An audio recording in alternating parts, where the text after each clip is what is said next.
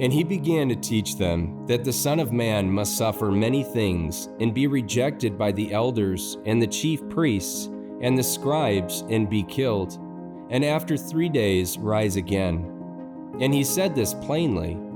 And Peter took him aside and began to rebuke him. But turning and seeing his disciples, he rebuked Peter and said, "Get behind me, Satan, for you are not setting your mind on the things of God, but on the things of man." And calling the crowd to him with his disciples, he said to them, "If anyone would come after me, let him deny himself and take up his cross and follow me. For whoever would save his life will lose it, but whoever loses his life for my sake and the gospel's will save it. For what does it profit a man to gain the whole world and forfeit his soul? For what can a man give in return for his soul? For whoever is ashamed of me and of my words in this adulterous and sinful generation, of him will the Son of Man also be ashamed when he comes in the glory of his Father with the holy angels."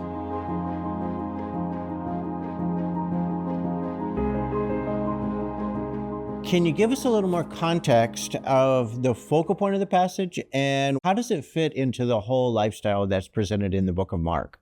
Well, immediately preceding this passage is the account of Peter's confession of Jesus as the Christ as they're journeying to Caesarea Philippi.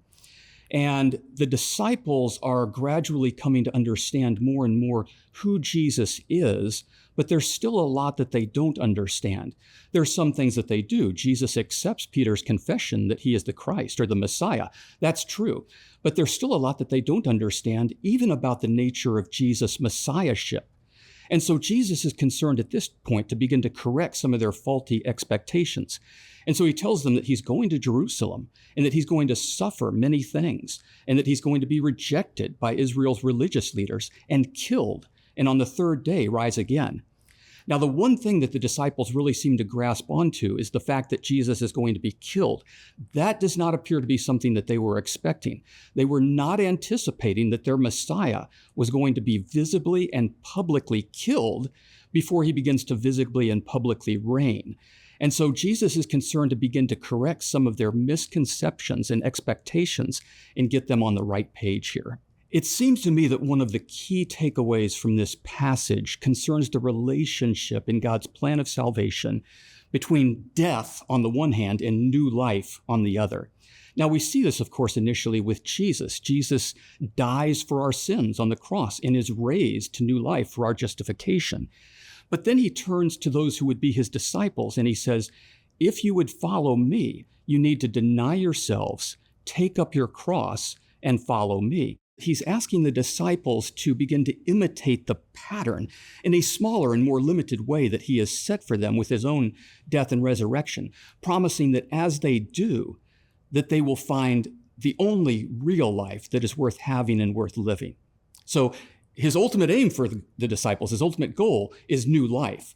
But the means to that new life is ironically through a type of death to self. We really need to remember that God is the only source of life. In humanity's current fallen condition, people naturally seek life almost anywhere else but God. But life can only be found in God. God is the only one who has life in himself, and hence God is the only one who can be the source and fountain of life to others. That we can receive life from God is the only real source of life, but we cannot find life apart from God.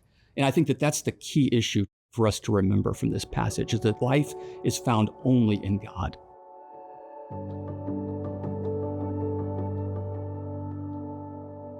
Hello, my name is Brett Berger. I'm with the College of Theology, and I'm here with Sonia Burgess from the College of Doctoral Studies. So you've been doing a little reflection on this passage from Mark 8. I'm curious, what are one or two things that you've gleaned from it? So the first thing that stood out to me was at the beginning of this short passage, Jesus kind of rebukes Peter. But I also put myself in Peter's shoes. Mm-hmm. Peter went from this obscure fisherman to now he's sort of in the middle of this amazing circumstance that's unfolding. And I can just imagine that he's kind of liking the excitement and the crowds, and he's watching Jesus heal people. And that had to have been one of those incredibly emotional, heady type moments in Peter's life. Right. And he's like, hey, this is great. Can we keep doing this? Yeah. And Jesus steps in and says, basically, this isn't always going to be like this. There's some stuff that's coming up that is going to be very real. I'm going to be persecuted. I'm going to die. And Peter's like, whoa, wait a minute. I'm sure that the leaders, the religious guys, they're going to get in line with you. They're going to wake up. They're going to figure it out. And so that's kind of my first observation. Jesus, however, sees the bigger picture. He knows the bigger picture. He says, that's not why I came. I didn't come for the crowds. I came so that I could save every single person in that crowd. He knows the bigger picture. We don't. So now when you think about your industry, your world, your role, what are some of the ways that this principle might flesh itself out? Often in doc studies, they're so invested in their manuscript. They've been working on this. They're writing. They're, like all of our students here at GCU, they invest a lot into what's happening in the classroom and gaining all that knowledge. And it can be really easy to dig your heels in to, no, but I read this one thing and it's this. And when your professor or when someone in doc studies comes along and says, well, but have you thought of this angle? Or did you look at the big picture of how this fits into research as a whole, or how this fits into the theory that you're basing your dissertation on? Take a step back, look at that bigger picture. And so it's really easy to dig our heels in and say, but I kind of like the now. I like where I am. And we have to often step out and take a deep breath and say, nope, I need to look at some other angles. It's maybe a small little death. Yes, right. You right, gotta do it, right there. So exactly. now thinking of those students, maybe is there kind of one or two ways that you sort of help students to see that bigger picture, to see how this all fits into the progress? Maybe these little deaths. These fit little into tiny that. Yeah. pieces, yes. When I personally work with my learners, I hear them out. I hear what they're saying, like Jesus did with Peter. I listen to what they've read and what they've found and the struggle that they've gone through to get to where they are. Take a step back with them and gently, kindly walk them through. But what about this? Have you considered? Have you thought about? What about this other source? Because when I read your manuscript, I went and I did some digging too.